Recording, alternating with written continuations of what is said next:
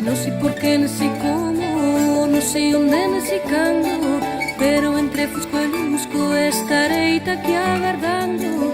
Dime por qué, dime como, dime donde, dime cando. Sabes que entre fusco e lusco seguirei aquí esperando. Pontes entre Galiza e a diáspora científica. Escribiu San Froilán e tocarei historia.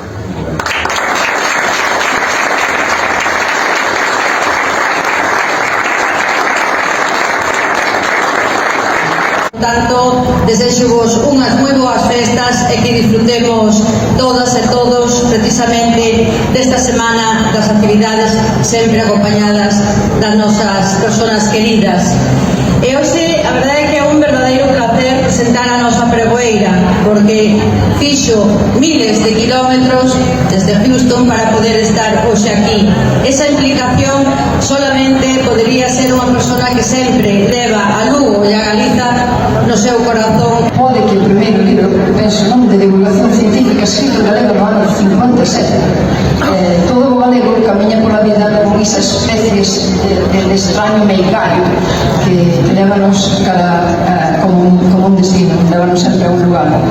A migración é un fenómeno constante, mas a migración de agora, como a todo, non é a de antes. Cantos colleron rumbo ás Américas, o posto e non cumpridos nos 16 anos, tardaron unha vida en volver.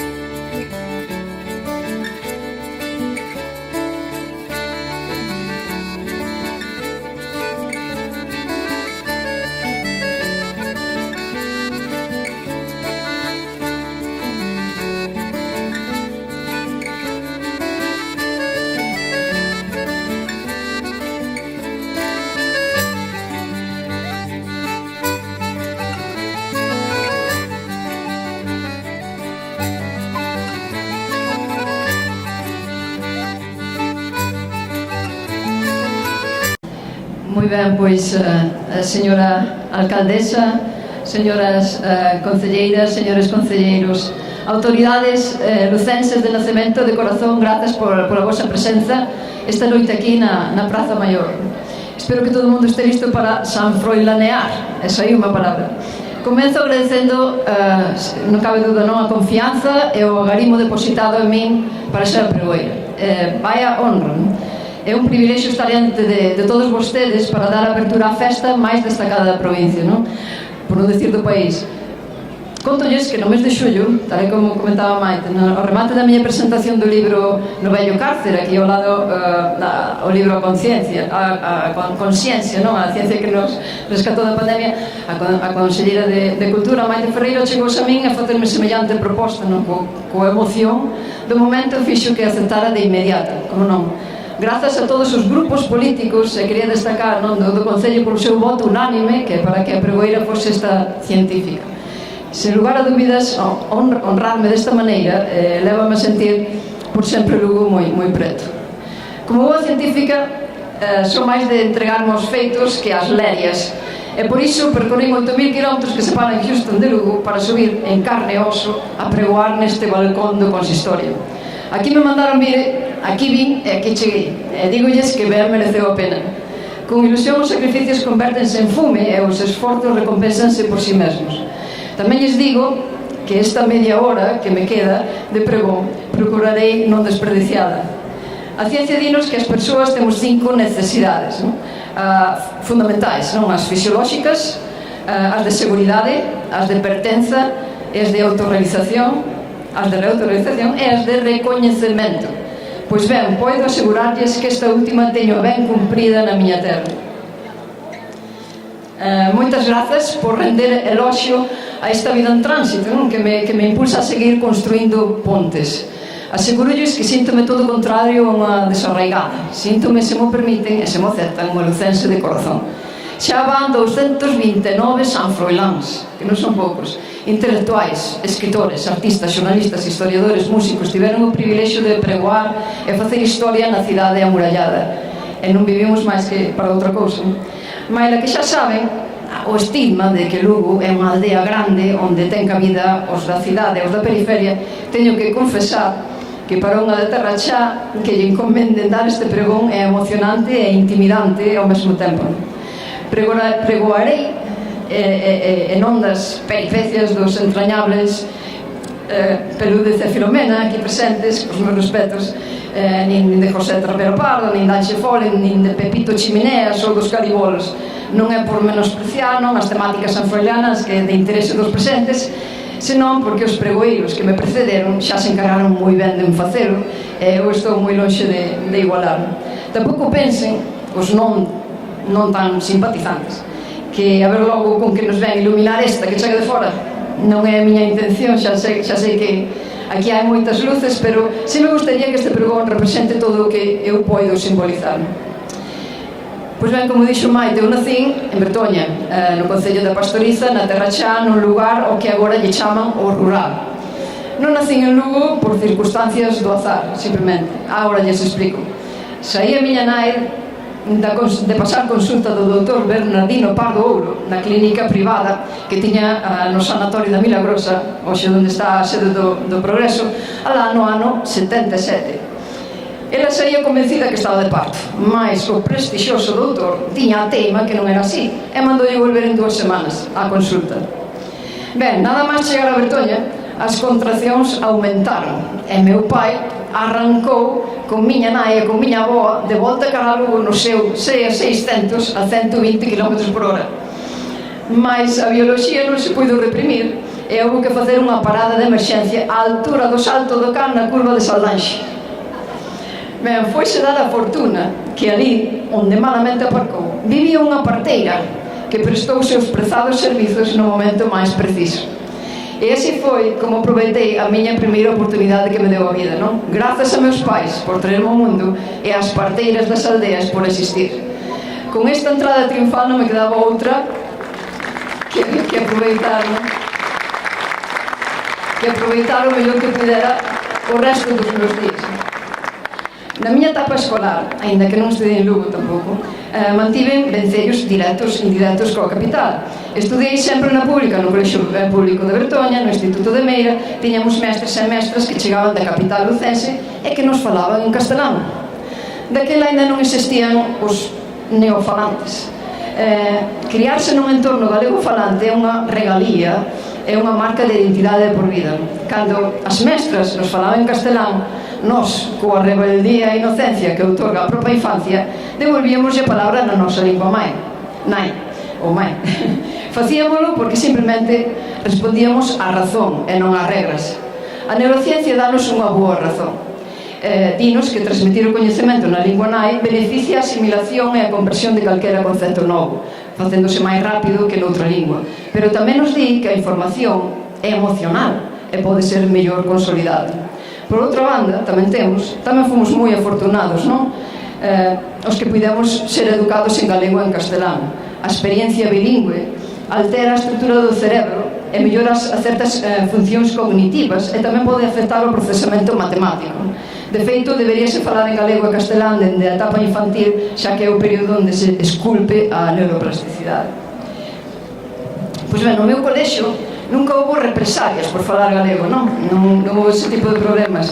Fortuna nosa que as etapas de escolarización nos anos 80 non eran como as décadas anteriores, ben relatadas no libro negro de Carlos Callón.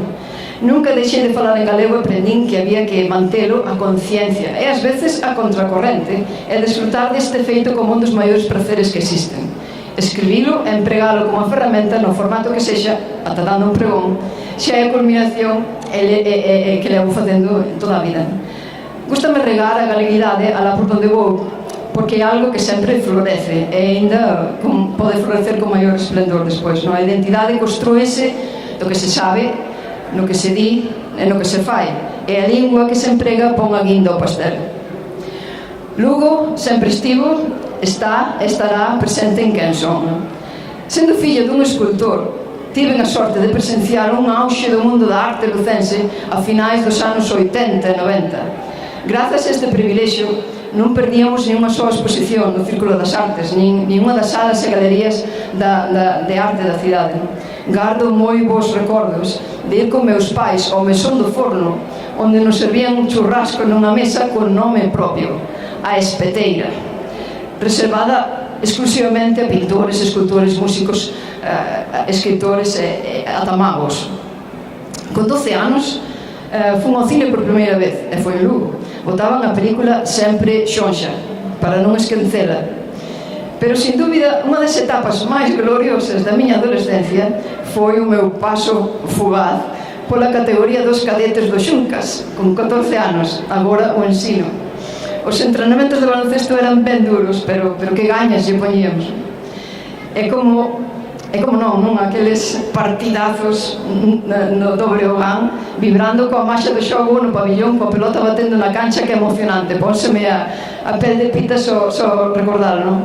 A maravillosa década dos 90, cando viña xogar co Breogán, que se enfrontaba ao Madrid, ao Barça, aos Estudiantes, ao Juventud de Badalona. Despois agardábamos despois dos partidos, non? E que saíra Villacampa, Petrovic, Lasa, da Fernando Martín, para que nos firmaran as carpetas do instituto. Que tempos. Os anos pasaron e unha vez máis o azar quixo separarme de Lugo. Convencida xa dende EGB que quería estudiar bioloxía, xusto o ano que rematei foi cando quitaron bioloxía do campus lucense e marchei para Compostela. Lugo sempre quedaba de paso, sempre, cada fin de semana collía o autobús da Freire aquí ao ladiño, o domingo á noite, e regresaba o venres á tarde á casa. Rematada a carreira, despois duns anos en Compostela, e coa teima de non querer opositar a nada, seguín coa miña inclinación de facer un doutoramento, e para facelo en condicións non me quedou outra que emigrar. Fíxeno grazas a unha bolsa predoctoral que me concedera a Universidade Autónoma de Barcelona. E unha vez máis, Lugo foi o punto de partida. A miña peregrinaxe comezou baixando pola Rúa Castelao cara á estación do ferrocarril. Porque Lugo ten tren, ou non ten tren Lugo?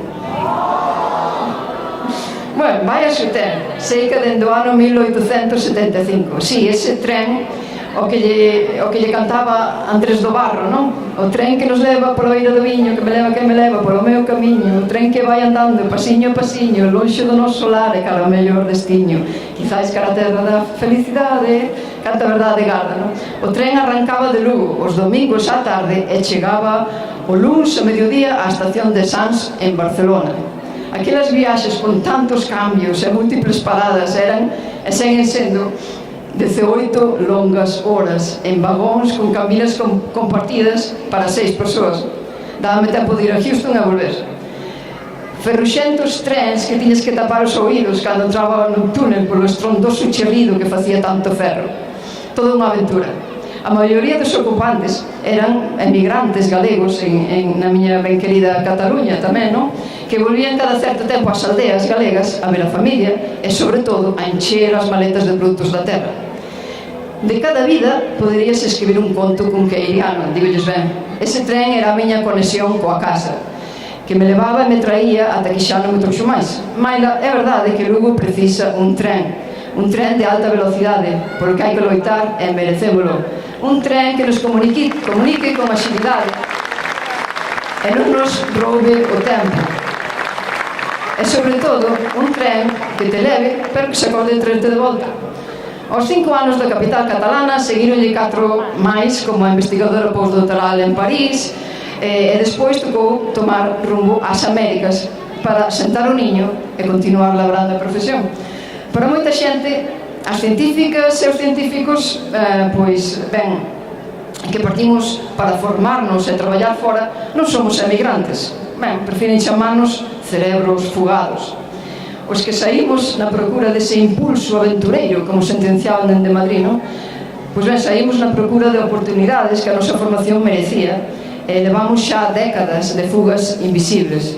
Nin os gobernantes, nin a oposición, con todos os meus respetos aos meus acompañantes, son capaces de artimañar un plan realista de captación a longo prazo que abra as portas do retorno para que moita xente, aunque para moita xente o mellor xa é demasiado tarde, non? Pero sí que se pode construir pontes que acheguen a diáspora científica a Galicia e que axude a reter os que aínda non se marcharon, porque en realidade prezados lucenses, os de fora sempre estamos presentes, aínda que non sempre en corpo. Podemos crear programas de mentorado, colaboracións científicas e abrir as portas dos nosos laboratorios no exterior para estancias da rapazada galega. Moito por facer, queda moitísimo por facer, e nesta sociedade non tan globalizada, tan comunicativa, temos que seguir apoiándonos uns aos outros. Saben vostedes que as galegas e galegos temos a enorme capacidade de buscarnos a vida en calquer reconcho do mundo. E emigrar vai a carón da nosa definición. Xa o decía o lucense Roz Carballo no seu libro Mito e Realidade da Terra Nai. Pode que o primeiro libro, penso non, de divulgación científica escrito en galego no ano 57, todo o galego camiña pola vida con esa especie de extraño meicallo que levanos como un destino, levanos sempre a un lugar. A migración é un fenómeno constante, mas a migración de agora, como a todo, non é a de antes. Cantos colleron rumbo ás Américas co posto e non cumpridos nin os 16 anos tardaron unha vida en volver, non? Cando fixeron non recoñecían o que deixaran atrás e ninguén o recoñecía a eles. Falaba e debuxaba desta dor o señor esculpido aquí en bronce que temos aquí na Raíña, non? No seu sempre en Galiza, decía: síntome emigrante e declárome incorporado a Galiza emigrante, non? A nosa emigración pareceme o erro máis terrible que cometeu Galiza, se que se trata dun movimento consciente e non dun impulso involuntario e fatal. E que razón tiña Castelao, non? Eu emigrei por ese impulso consciente e levo máis de 2 décadas sementando novos horizontes fora do país e sen que me abandoe a nostalgia, sen dúbida. Non hai nada como irse fora para valorar e apreciar o que antes non se vía dende dentro. O primeiro que facemos os galegos e galegas cando chegamos a unha terra descoñecida é buscar veciños nos centros galegos, nas comunidades galegas no exterior. As raíces da diáspora son frondosas, somos máis de 500.000 hoxe en día de galegos e galegas que vivimos fora, e de quen desgraciadamente poucas veces se fala. Abrazamos o galicianismo e o galeguismo que nos fai estar máis preto da nosa terra e logo emerxemos a fortaleza de crear pontes. Nunca dubidei que os frutos do meu sacrificio e traballo en investigación repercutirían na sociedade galega, non é? Iso é o que me motiva. Pero non nos pidades, con certa intención egoísta, que regresemos facer pola matria desde dentro, xa que séculos de historia demostran que non é necesario estar presente para avanzar no desenvolvemento do país. Porén, abrídenos todas as portas da muralla e con elas que cheguen os aprecios para establecer sólidas pontes entre Galicia e a diáspora. Permitídenos que os que residimos no exterior tamén nos integremos na sociedade galega, non participemos activamente porque temos moito que aportar. Non fagades que a nosa existencia quede só nun espellismo. Teño esperanza que no futuro que sexa destas neniñas, das meniñas da diáspora, non? As que naceron fora tamén son daqui, as meniñas que falan galego sen contar para a nota, as que medraron no biculturalismo e no trilingüismo, as que recoñecen que pertencer a varias terras é algo bo. Cando me preguntan como vexo a miña terra dende Galicia exterior, respondo que non a vexo nada mal. A xente socialista, é o consumo importante para a economía, xurdiron festas que sei que son tradicións, xurde a defensa polo patrimonio e a devoción pola música e a cultura popular, que oxalá calle, que faríamos sen os impulsores da identidade cultural que traballan de arreo con tanta ilusión dende o asociacionismo. A xente non se quere quedar sen nada. O que non se atopa en Lugo, logo non existe. Valórase a boa conversa, que ven sendo a ferramenta para transformarnos, levar unha vida máis plena e ser mellores persoas. Outra vez, a neurociencia dinos que conversar fai que aumentemos as conexións neuronais, melloremos a capacidade de tomar decisións, o razonamento, detectemos erros e busquemos alternativas.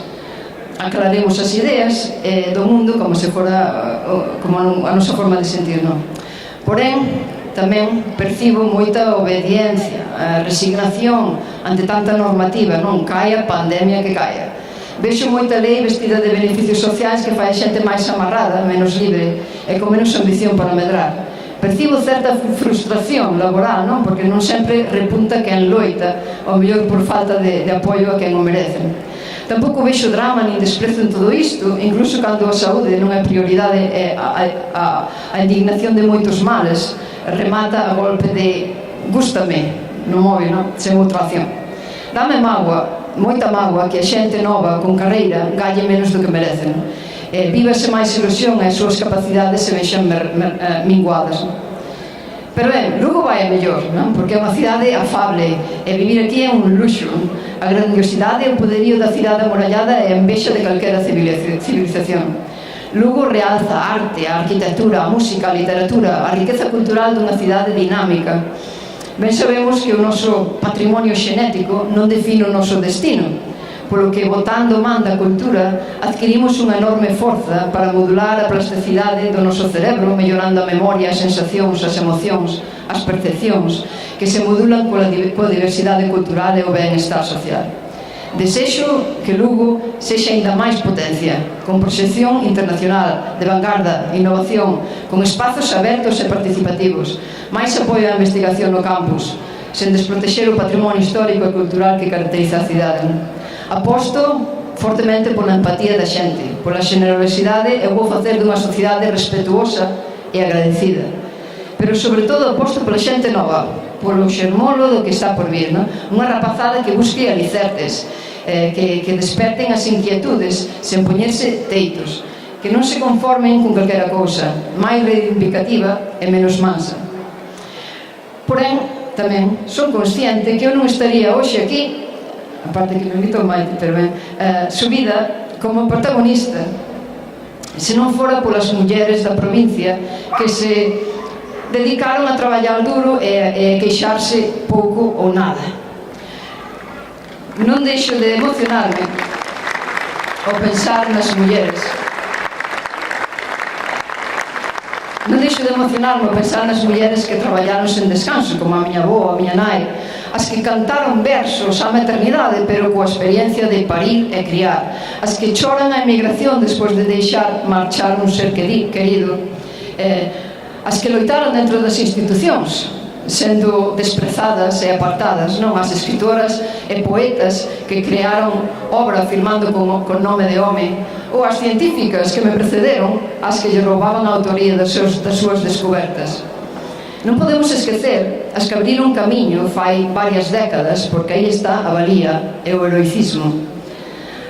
Agora estanxo pían cos politonos dos nosos móviles, e iso está moi guai, pero non esquezamos, décadas antes, as de Leiría facían recollidas das letras e cantaban polas parroquias. O Adi Galego dáballe os acordes as paroladas filosóficas de Berrogueto nos baixos das crechas, ou Mercedes Peón, que despois de rapar a súa longa fermosa melena subía aos escenarios a berro seco as cantigas recollidas das aldeas ao son da gaita e batendo cunha pedra o sacho nos escenarios. Non era impresionante. Admiración por aquelas escasas parlamentarias alá nos anos 80, rodeadas de tanta garabata, como as ben queridas María Xosé Porteiro e Pilar García Negro, que aquí está presente, que co seu talento e vocación erguían a dignidade das mulleres sen facer espavento ningún.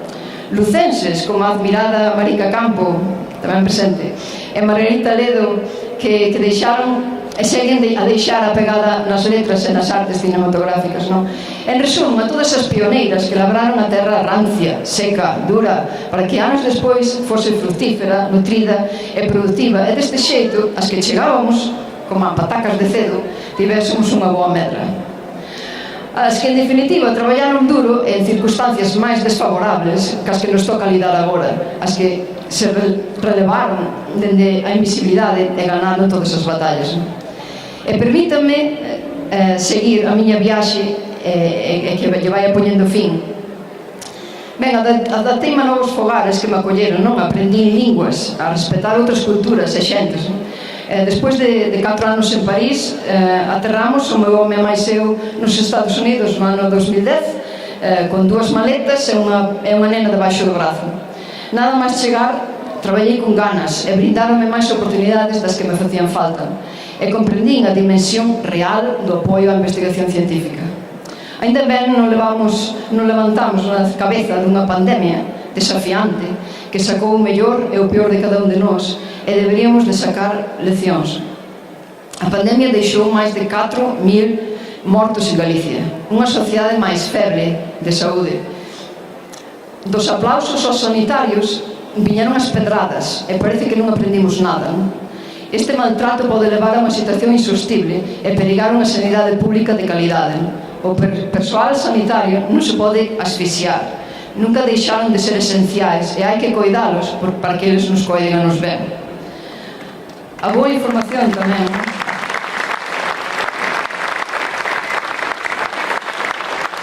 A boa información foi crucial para rescatarnos de moitas aflicións e preservar a nosa saúde física e mental.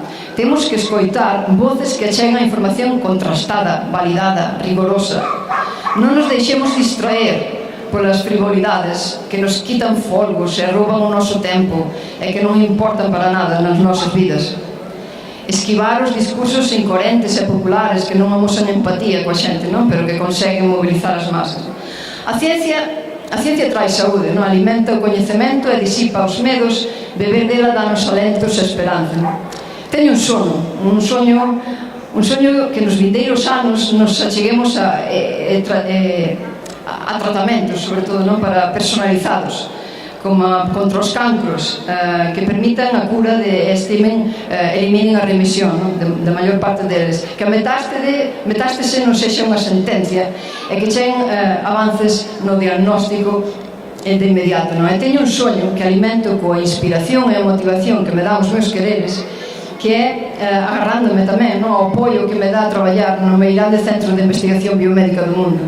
Soño con dar un remedio que alive as demencias, esta terrible doenza que borra a memoria e destrui calquer vestixio de persoa. Soño que os danos cerebrais sexan reversibles e que mellore a calidade de vida dos doentes. E os meus soños son os impulsos que me fan avanzar. Ben, e xa para ir rematando, para o que viñamos, ao que imos, hoxe comeza o San Froilán. Botemos unha pequena ollada atrás. O deus celta Lugh venerábase nas festas do Lugh Nasar, e moitas destas celebramos na miña querida Bretoña, o mesmo que lle deu nome a esta cidade antes de ser latinizada e romanizada, transformándose no Lucus Augusti. Citado o seu patrón, o San Froilán, sempre acompañado dunha pomba e dun lobo ao que lle daba beiro. Nos San Froiláns de agora aínda perduran algúns vestixios das feiras de antaño, non? No Lucus Augusti mercantil vendíase de todo. Nesta praza na que están agora vostedes proclamábanse todo tipo de charlatáns para tratar a mercancía ao prezo de que a mellor destreza tivera para regatear, non? A feira de Gando situábase na Porta da Mosqueira e o domingo das mozas achegábanse a Lugo as mociñas da provincia que estaban libres da tutela paterna, que naqueles tempos podía representar o primeiro símbolo de emancipación da muller galega, cando non era habitual que as mozas dispoñeran de tanta liberdade.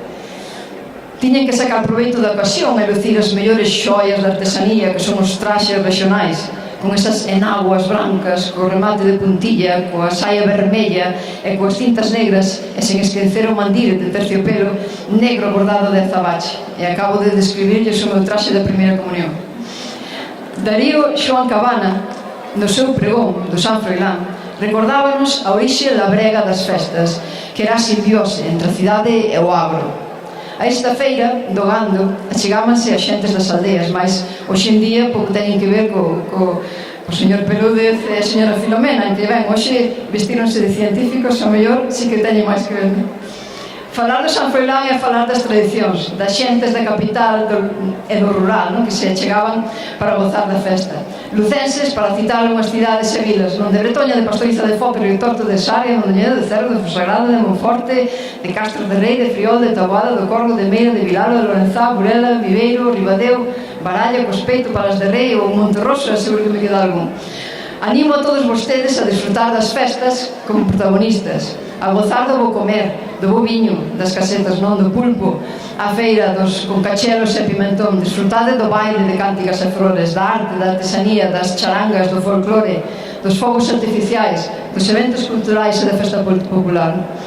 E que vos acompañen as crianzas para que gocen con vos. Sendo unha nena, lembro-me con nostalgia cando contaba os días que quedaban para o San Froilán e cuidaba ben a escolla da roupa, dos zapatos que levaría. Memorias da infancia tecidas de altas doses de adrenalina, non? Cheas de luces, cores nas barracas e nas atraccións, os cantos dos feirantes animándonos a participar na tómbola da boneca chochona, por a que decíamos, que sempre toco, non? E non podíamos coa emoción cando nos daban unhas fichas para ir nos saltamontes ou nos coches de choque. E o recendo churros recén feitos, xa non digamos bañados no chocolate. E remato, como non, agradecendo ao Concello de Lugo, non, a área de cultura e de turismo, por abrir as portas da muralla á xente da diáspora, por estreitar os lazos que nos unen coa nosa terra, non? Pola acollida e por darnos espazo, aínda que vivamos a moitas leguas de distancia, non? Moitas grazas ás miñas fillas, Sheila e Isabela, a miña familia por ser a base de todo, e todos os presentes por tan boa acollida que fai que volver a Lugo sempre sexa volver a casa como unha profetisa. E miren onde estou. Que a festa traiga alegría e disipe a tristeza, non? E as preocupacións por uns sintos, non? Chegou o momento de gozar dos sons das gaitas, dos bailes nas rúas, dos concertos, das atraccións de todas as cidades e gustos. Imos deleitarnos co polvo e cos cachelos e sen importar o prezo, non? E gozar coa boa comida.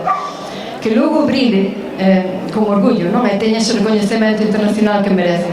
E remato o meu pregón ben fachendosa delo, e prometo-vos que seguirei pregoando Lugo o que me quede de vida sen importar os océanos que nos separen.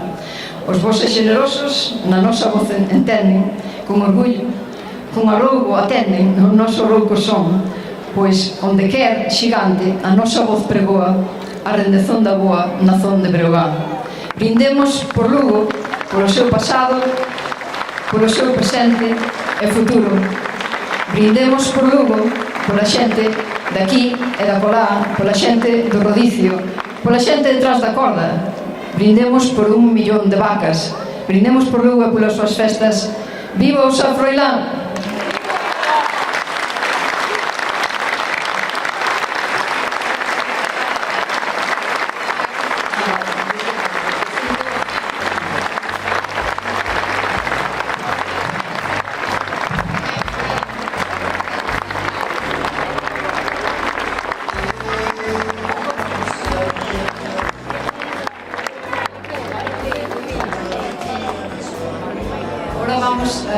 Contar hacia atrás, Maite, axúdame a decir o que vamos a hacer, de 5 hacia a terra. Hacia atrás para que se prendan as luces do San Froilán 2023, acompañadas de todas e todos vos. Veña, 5, 4, 3, 2, 1...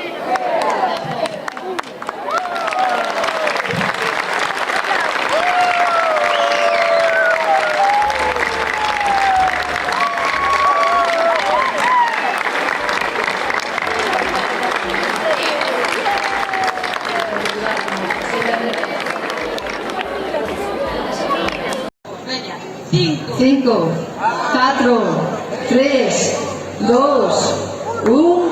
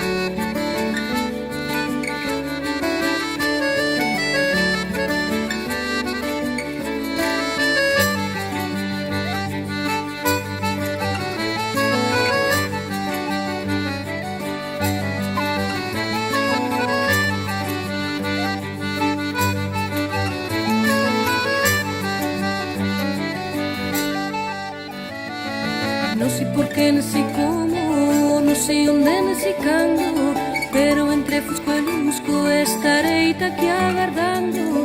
Dime por qué, dime como, dime donde, dime cando. Sabes que entre fusco e lusco seguirei aquí esperando.